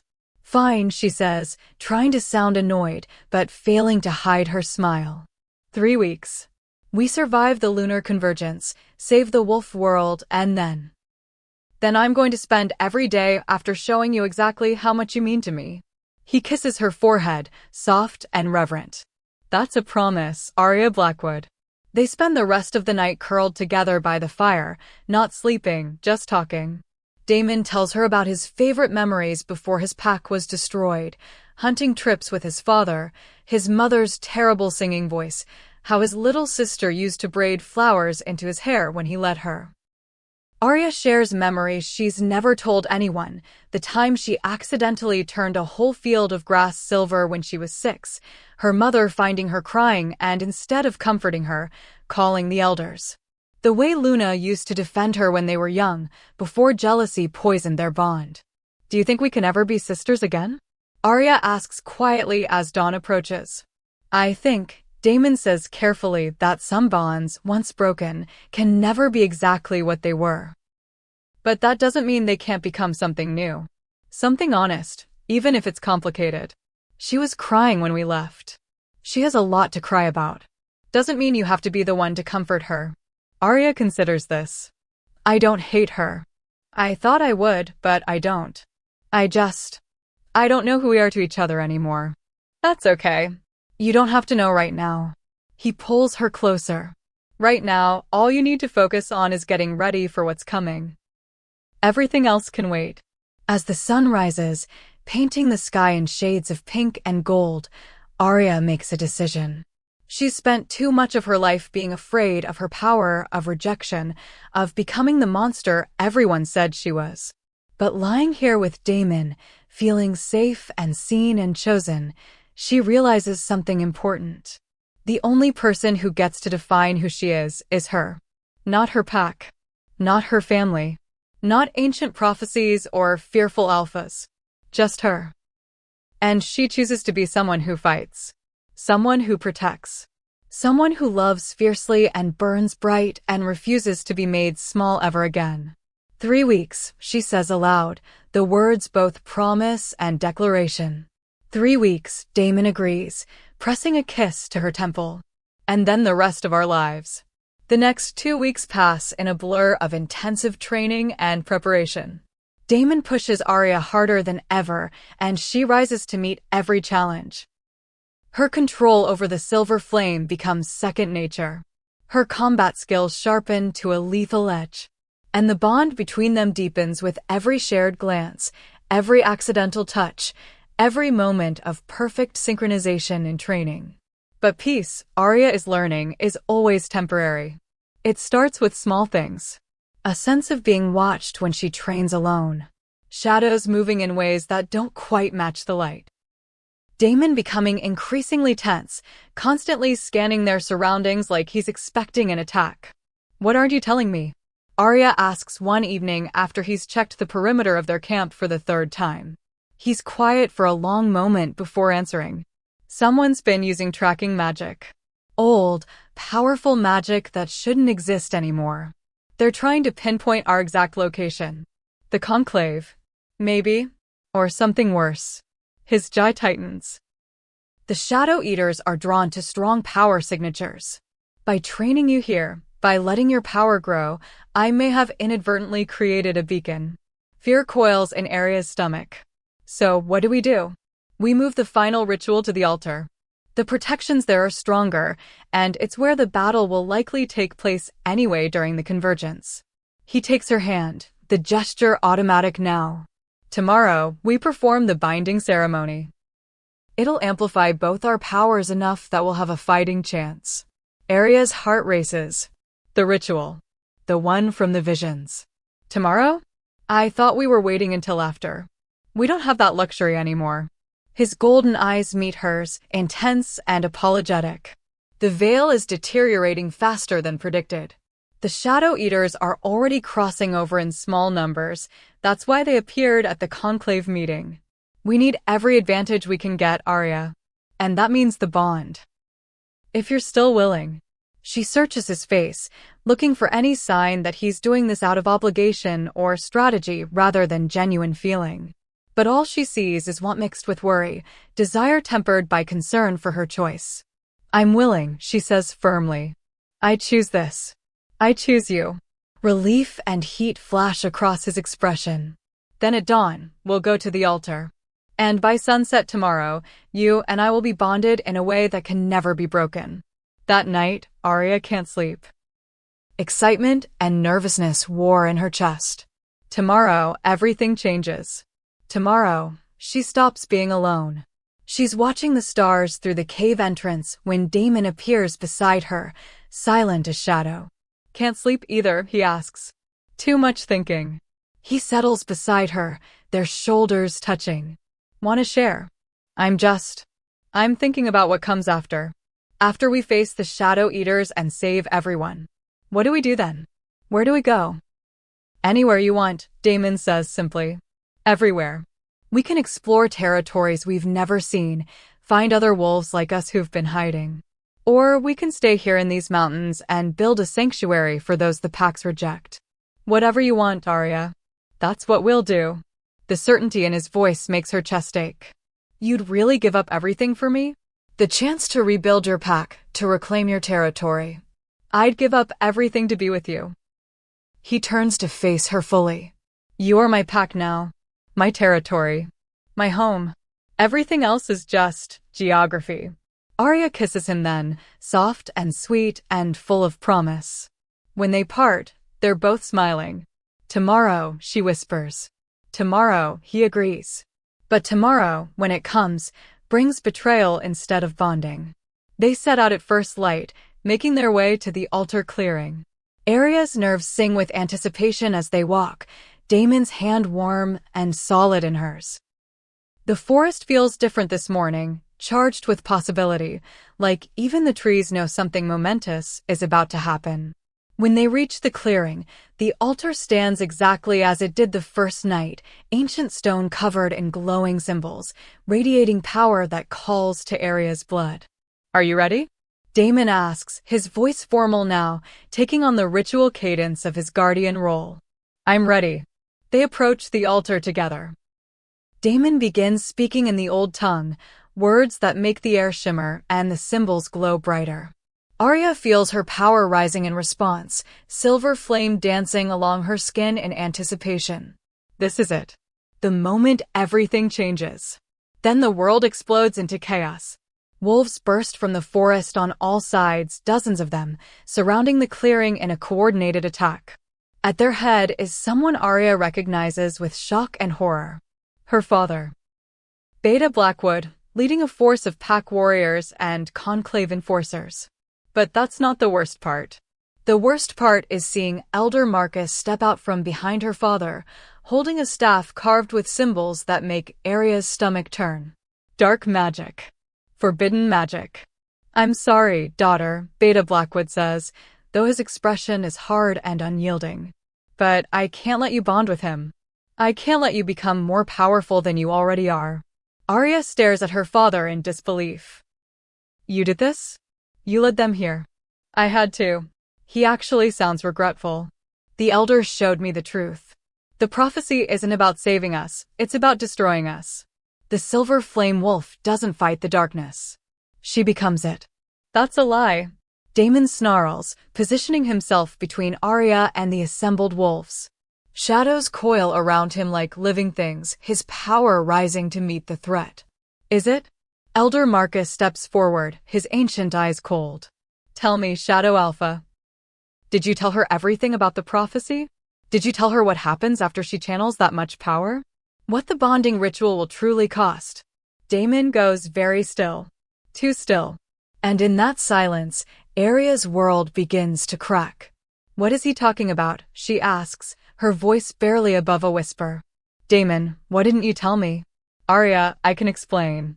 "The bonding ritual amplifies power." "Yes," Elder Marcus interrupts, his voice carrying across the clearing. "But it does more than that. It links your souls so completely that if one dies, both die. And according to the prophecy, the marked one must sacrifice herself to permanently seal the veil. Which means he's been training you to die," Beta Blackwood finishes, his voice hollow. "The Shadow Alphas have always known. Their purpose isn't to fight beside the Silver Flame Wolves. It's to ensure they're powerful enough to make the ultimate sacrifice when the time comes." Aria turns to Damon, her chest constricting. "Tell me they're lying. Tell me you didn't know." The anguish on his face is answer enough. "I was going to tell you," he says desperately. "After the ritual, I was going to explain everything and we'd find another way together. I swear, Aria, I wasn't trying to. You were training me to die." The words come out flat dead. Everything, the training, the connection, the bond, it was all just preparing me for suicide. "No, that's not." He reaches for her, but she steps back, silver flame erupting involuntarily around her body. "Yes, the prophecy says sacrifice, but prophecies can be changed. We can find another way. I would never ask you to, but you weren't going to tell me the truth either." Aria's voice breaks. "You promised me honesty. Complete honesty. And you lied." "I didn't lie. You omitted the most important piece of information." Her power flares brighter, responding to her rage and heartbreak. "You let me believe we had a future. Let me fall for you while knowing the entire time that I was supposed to die to complete your mission. You're not a mission." Damon's voice cracks with desperation. "You're everything. And yes, I knew what the prophecy said, but I also knew I'd find a way around it because the thought of losing you is unbearable. I need you to believe." "I believed you." Aria screams, and the ground trembles beneath them. I trusted you when I'd sworn never to trust anyone again. I chose you. I was going to bond with you. And you were lying to me the entire time. He's a shadow alpha, Elder Marcus says with grim satisfaction. They've been manipulating silver flame wolves for centuries, making them feel safe, loved, powerful right up until the moment they lead them to slaughter. It's what they were bred to do. That's not true, Damon snarls, but his eyes never leave Arya's face. Arya, please. You know me. You know what we have is real. Do I? She's crying now, tears streaming down her face while silver flames dance higher. Because right now, I don't know anything except that everyone I've ever trusted has eventually betrayed me. My parents. My sister. My supposed mate. And now you. I was trying to protect you. By lying? By keeping me in the dark about my own fate? Arya's laugh is broken, bitter. That's not protection, Damon. That's manipulation. That's exactly what everyone else has done to me my entire life. The clearing falls silent except for the crackle of her power. The assembled wolves watch with wary eyes, weapons ready but no one daring to move closer while silver flame dances around her. Beta Blackwood steps forward carefully. Come with us, Arya. Let us help you. We can find another way to seal the veil. One that doesn't require your death. You mean lock me up and study me until you figure out how to use my power for yourselves. Arya's voice is cold now, all the hurt crystallizing into ice. No thanks. I'd rather face the darkness alone than trust any of you ever again. Then you'll die alone, Elder Marcus says bluntly. Without the bond, without training, you're not strong enough to face what's coming during the convergence. You need help, girl. Even if you're too hurt and proud to admit it. Arya looks around the clearing at all the faces watching her. Her father, looking aged and regretful. The conclave members, fearful and determined. Elder Marcus, coldly certain of his righteousness. And Damon, standing apart from them all, his face a mask of devastation and desperate hope. You're right, she says quietly. I do need help. But not from people who see me as a weapon or a sacrifice or something to be controlled. She lets her power build, silver flames growing brighter and hotter until even the wolves at the edge of the clearing step back. I need help from the only person I can actually trust anymore. Who? Beta Blackwood asks. Myself. And with that, Arya releases a pulse of power that sends every wolf in the clearing flying backwards. Not enough to seriously hurt, she's still not a monster, despite what they think, but enough to buy her time. She runs. Not away from the altar, but toward it. She places both hands on the ancient stone and opens herself completely to its power. The connection is instantaneous and overwhelming. Knowledge floods through her, not just from the echo crystal, but from the altar itself. From every silver flame wolf who came before her. And in that knowledge, she sees the truth. The prophecy doesn't require her death. It requires her transformation. The sacrifice isn't dying, it's giving up everything she was to become something more. Something powerful enough to permanently seal the veil without losing herself in the process. But she can't do it alone. The bonding ritual is necessary, not to amplify power for sacrifice, but to anchor her humanity while she channels celestial fire. Without it, she'll burn out completely, consumed by the very power meant to save everyone. Damon knew this. He must have known. Which means he was willing to bond with her knowing that if something went wrong, they'd both die together. Not training her for sacrifice, choosing to face death alongside her. The realization hits like a physical blow. Before Arya can process this, before she can turn and call out to him, the shadows at the edge of the clearing begin to move. Real shadows this time. Not wolves or warriors. Shadow eaters. Dozens of them, drawn by the massive power signature of the altar awakening. More than there were at the conclave. More than should be possible this long before the convergence. Someone screams. The wolves scatter, trying to reform defensive positions, but it's chaos. Panic. And in the center of it all, Arya stands at the altar with her hands still pressed to stone, power coursing through her in waves she can't fully control yet. Damon appears at her side instantly, shadows coiling around them both in a protective barrier. "We can fight about this later," he says urgently. "Right now, we need to work together, or everyone here dies."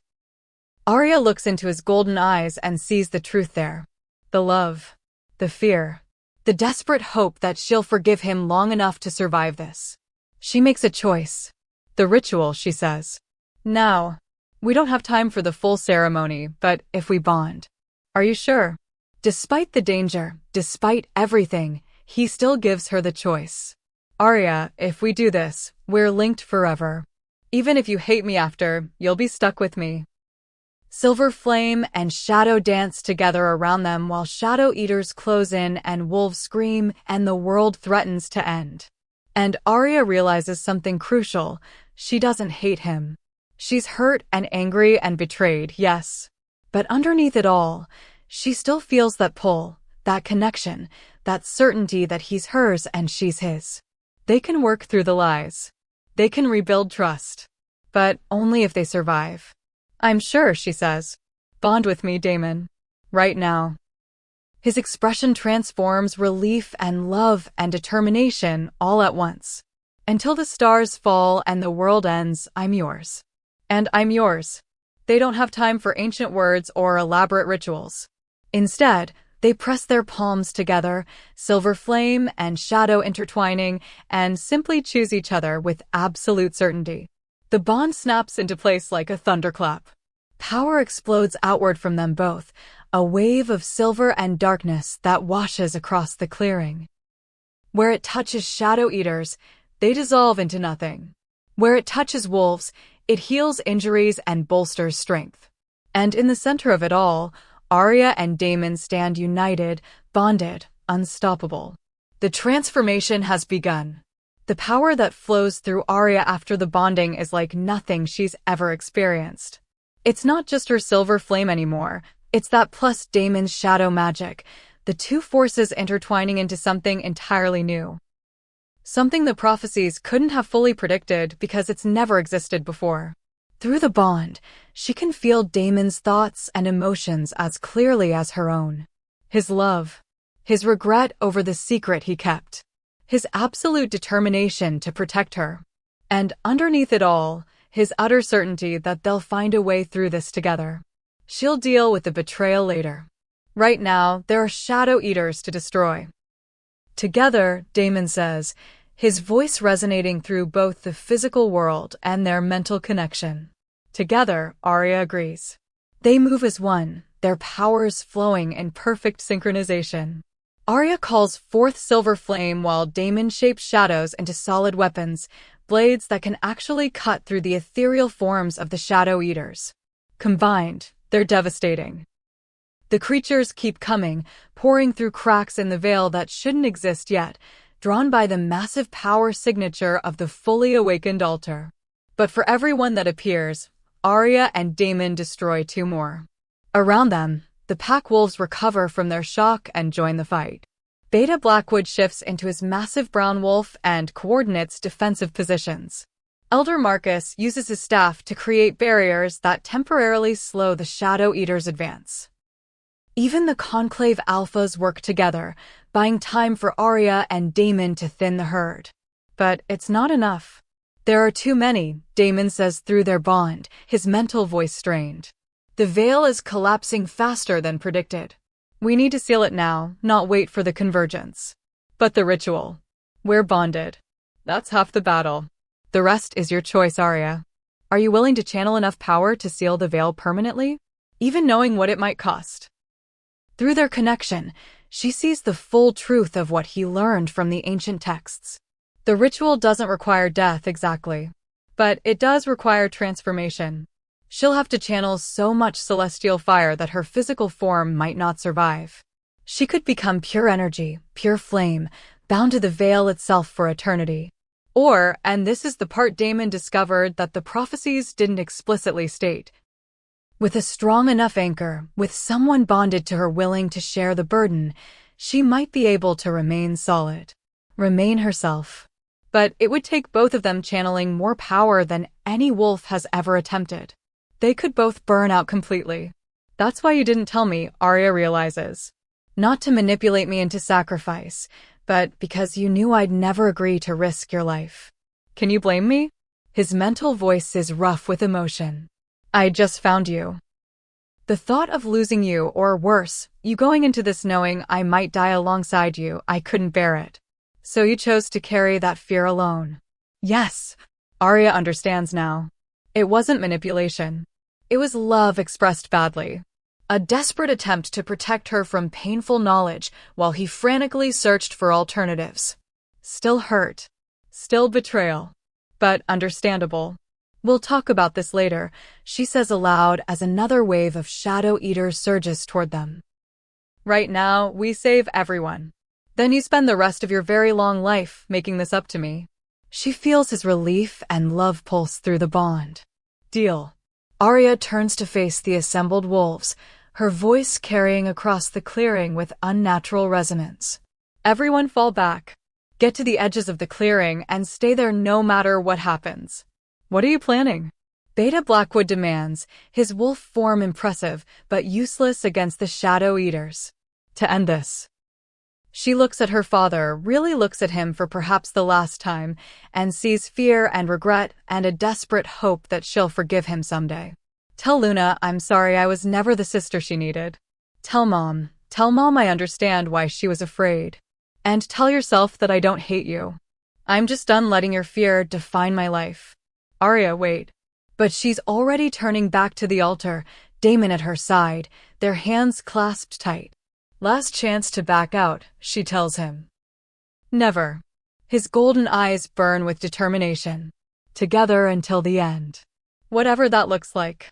Together, they place their joined hands on the altar stone.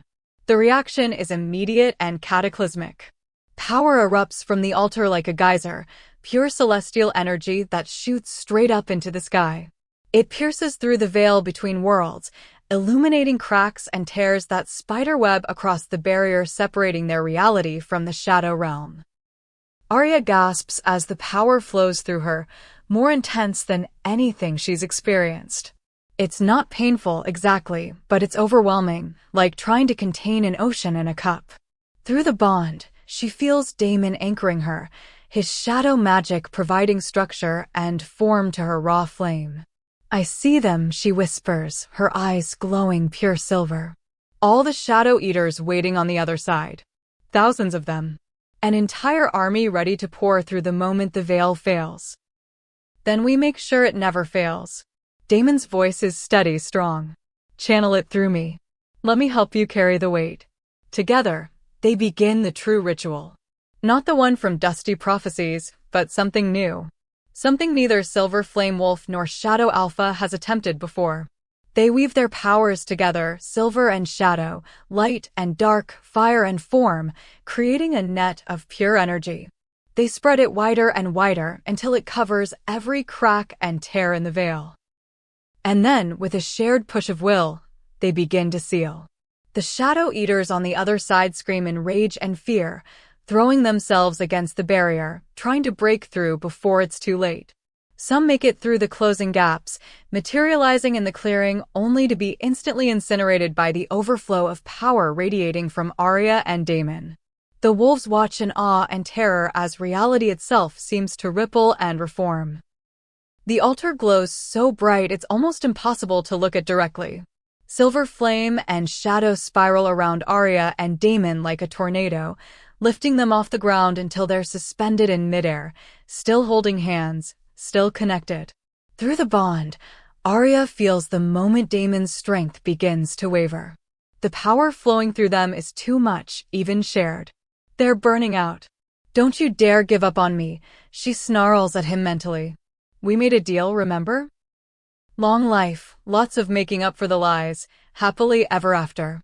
I'm trying, he gasps, his physical form starting to flicker like a candle flame in wind. But Arya, I don't think. Then don't think. Just feel. She pours everything she has into their bond, not just power, but emotion. Love and trust and forgiveness and absolute certainty that they'll survive this together. Feel how much I need you. How much I choose you. How this is not how our story ends. Something shifts. Their bond, already strong, suddenly amplifies. The love and trust flowing between them becomes tangible, another form of power entirely.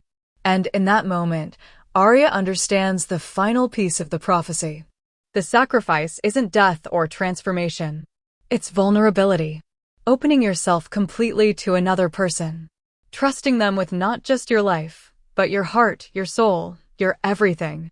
That's the anchor. That's what makes the difference between burning out and burning bright. I love you, she tells Daemon, the words flowing through both their mental bond and her physical voice. I love you even though you lied, even though you hurt me, even though we have a lot to work through. I love you and I choose you and I trust you. Completely. Tears stream down Daemon's face as his form solidifies again, no longer flickering. I love you too. More than prophecies or duty or anything else. You, Arya. Just you. The power surges one final time, fed by their connection, and the veil seals completely. Every crack, every tear, every weak point. Sealed. The Shadow Eater's screams cut off abruptly as they're locked permanently on the other side, unable to cross into the wolf world ever again. Arya and Daemon collapse back to the ground, both gasping for breath, both alive and solid and together. The silence that follows is absolute. Then, slowly, applause begins. Started by one of the conclave alphas, picked up by others, spreading through the assembled wolves until it becomes a thunderous ovation. Arya lies on the ground next to Daemon, both of them too exhausted to move, staring up at the sky that's returned to normal blue instead of the sickly gray of a failing veil. We did it, she whispers. We did it, Daemon agrees, turning his head to look at her. Even exhausted and drained, his eyes hold nothing but love. And we're both still here. Both alive. Against all odds. That seems to be our specialty. Despite everything, the exhaustion, the emotional turmoil, the near-death experience, Arya finds herself laughing. It starts as a giggle and builds into full, slightly hysterical laughter that Daemon quickly joins. They're alive. They won.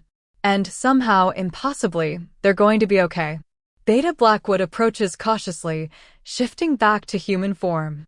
Someone hands him clothes, and he dresses quickly before kneeling beside his daughter. Arya, he says, his voice thick with emotion. What you did, how you saved us all.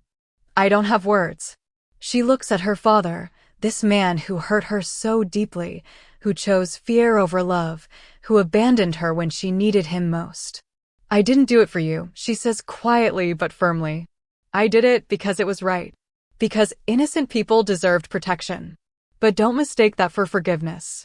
He flinches, but nods. I understand. And I know I have no right to ask, but... Can there ever be a chance? For us to rebuild? Arya considers this carefully. Part of her wants to say no, wants to cut him off completely and never look back. But she's learned something important through all of this. Holding on to anger hurts her more than them. Maybe someday, she says finally. But it starts with you actually trying to understand me instead of fearing me. Think you can manage that? I'll spend the rest of my life trying. There are tears in his eyes. I'm so sorry, daughter. For everything. It's not enough. Not nearly enough to heal years of rejection and pain. But it's a start. More wolves approach, some to offer thanks, others to offer apologies, a few brave ones to offer alliance and friendship. Arya accepts it all with grace, though she remains firmly attached to Daemon's hand, drawing strength from their bond. Luna appears last, Alpha Daemon beside her but hanging back slightly. Her sister looks smaller somehow, younger, despite the mate mark on her throat. I don't expect you to forgive me, Luna says before Arya can speak. What I did, taking what should have been yours, not standing up for you, it was cruel and selfish. I let jealousy poison our bond, and I'll regret that for the rest of my life. You were jealous? Arya asks, genuinely surprised. Of me? Of course I was jealous. Luna's laugh is bitter. You were special. Powerful. Even when everyone feared you, at least they saw you. I was just normal. Invisible except as your shadow. She wipes her eyes. That doesn't excuse anything. I just wanted you to know that I understand now. Power isn't what makes someone special. Heart is. And you have the biggest heart of anyone I know, despite every reason not to. Arya looks at her sister, this person she grew up with, grew apart from, and somehow still loves despite everything. I don't forgive you, she says honestly. Not yet. Maybe not for a long time. But I don't hate you either, Luna. And maybe that's enough for now. Luna nods, tears flowing freely. That's more than I deserve. Thank you.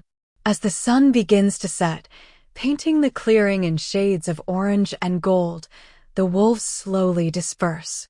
They have families to return to, packs to reassure, lives to rebuild knowing they're safe from the darkness that nearly consumed them.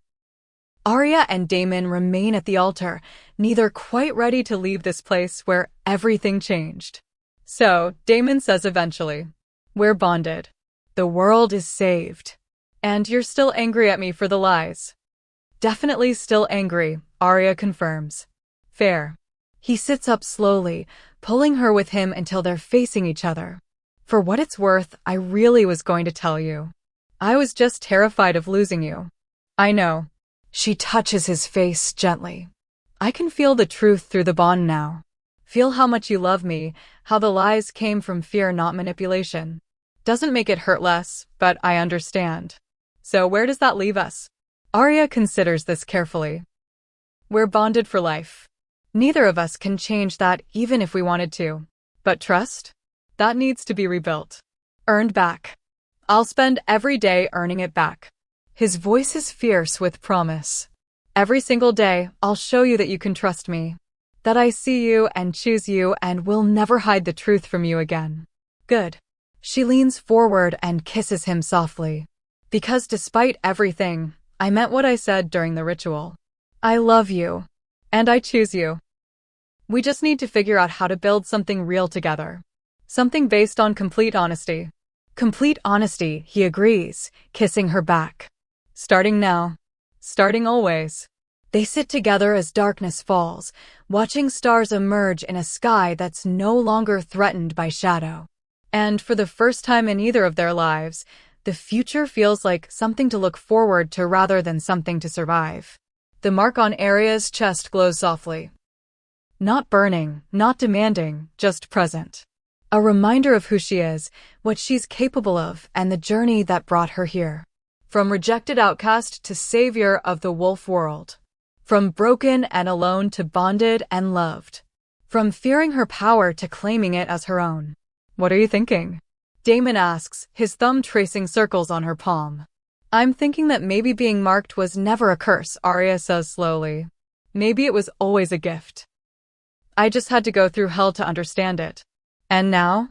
Now I'm exactly who I'm supposed to be. She stands, pulling him up with her, and looks out at the forest spread before them, endless and wild and full of possibility. The question is, what do we do next? Damon wraps his arms around her from behind, his chin resting on her shoulder. We go anywhere you want. Build that sanctuary for outcasts we talked about. Travel the world. Sleep for a week straight. Whatever you want, we do it together. Together, Arya repeats, the word tasting like promise. I like the sound of that. As they stand there wrapped in each other's arms, the altar behind them begins to dim. Its purpose fulfilled, its power returned to rest. The symbols fade from glowing silver to simple stone, ancient but no longer urgent. The prophecy is complete. The darkness is sealed. And two broken wolves have found a way to become whole together. This is not the ending either of them expected. It's so much better. 3 months later, deep in the Shadow Pine Mountains, a new sanctuary rises from the forest floor. Built by wolves who were rejected, exiled, or cast out for being different, it's a place where power is celebrated rather than feared. Where scars, physical and emotional, are worn with pride rather than shame. Arya stands on the balcony of the main lodge, watching the sun rise over their growing community. Behind her, she feels Damon wake through their bond, his sleepy contentment washing over her like a warm tide. Morning already? He murmurs, wrapping his arms around her waist and pulling her back against his chest. Morning already, she confirms, leaning into his embrace. Below them, wolves begin to stir. Teenagers exiled for powers they couldn't control. Adults who never fit their pack's expectations. Elderly wolves who were cast aside when they could no longer contribute. All of them finding refuge here, in the sanctuary that Arya and Damon built from nothing. We got another request yesterday, Damon says, his voice muffled against her hair. A young she-wolf from the Northern Territories. Her pack wants to exile her because her wolf form is black instead of the traditional gray. Arya's heart clenches. She knows that story. Live that story. Tell her she's welcome here, Arya says. Tell her she's not broken. She's just different. And different is exactly what we celebrate. Through their bond, she feels Damon's love and pride surge. 3 months of rebuilding trust, of complete honesty, of choosing each other every single day. It hasn't been easy. They've fought, cried, had to work through the hurt caused by those initial lies. But they've done it together. And they've emerged stronger for it. The conclave is meeting next week, Damon mentions carefully, knowing this is still a sore subject. Your father sent another invitation. They want to officially recognize our sanctuary. Offer protection and resources. Arya considers this. Her relationship with her father is still complicated. They talk now awkward, careful conversations where both of them try too hard. Luna has visited twice, each time leaving with tears and apologies and tentative hope that someday they might be sisters again. It's progress. Slow, painful progress. But progress nonetheless. Tell them we'll consider it, Arya says finally. But make it clear we're not looking for permission or approval. We're doing this with or without their support. Understood. Damon presses a kiss to her temple. Have I mentioned lately that you're incredible? Not in the last 5 minutes. She turns in his arms to face him. Better fix that. He grins, that devastating smile that still makes her stomach flip, and cups her face in his hands. Arya Blackwood, bonded maid of my soul, savior of the wolf world, and absolute pain in my ass, you are the most incredible person I've ever known. And I fall more in love with you every single day. Better. She kisses him softly. Much better. A howl rises from the forest below, not a warning, but a greeting. Another newcomer seeking refuge. Another lost soul finding their way home. Arya breaks the kiss to listen, her enhanced senses identifying the wolf as young, female, and absolutely terrified. I've got this one, she tells Damon, already moving toward the door. Want company? She pauses, looking back at him. Her mate. Her partner. Her choice. Always. Together, they head down to greet the newest member of their sanctuary. To show her that being different isn't a curse. That power can be a gift. That rejection from one pack just means you're meant to find a better one. As they walk, Arya catches her reflection in a window. The mark on her chest is visible through her open collar, glowing faintly as it always does now. A permanent reminder of who she is. The girl who was rejected by her pack. Who lost her family, her mate bond, everything she thought she knew about herself. Who was hunted and betrayed and forced to face darkness, both external and internal. The woman who rose from those ashes stronger, fiercer, more powerful than anyone could have predicted. The silver flame wolf who chose love over bitterness. Who saved a world that rejected her. Who built a new home for all the broken pieces that didn't fit anywhere else. She's not perfect. She's still healing from wounds that may never fully close. Still learning to trust. Still working through anger and pain. But she's free. Truly, completely free. And that makes all the difference. As Arya and Damon step out into the morning light to greet their newest refugee, the sun breaks fully over the mountains, bathing everything in golden light.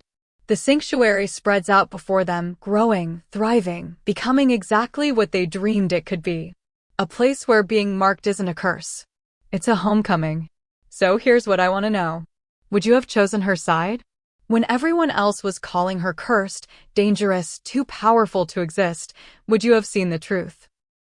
Would you have recognized that sometimes the ones we fear most are the ones who'll save us all? Or would you have been like them? Like the pack who threw her away, the family who turned their backs, the mate who chose someone safer, easier, less complicated? It's an uncomfortable question, isn't it? Because we all like to think we'd be different.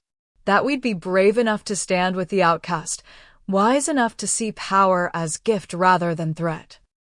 But the truth is, most of us are scared of people who burn too bright, who feel too much, who refuse to be small just because it makes others comfortable.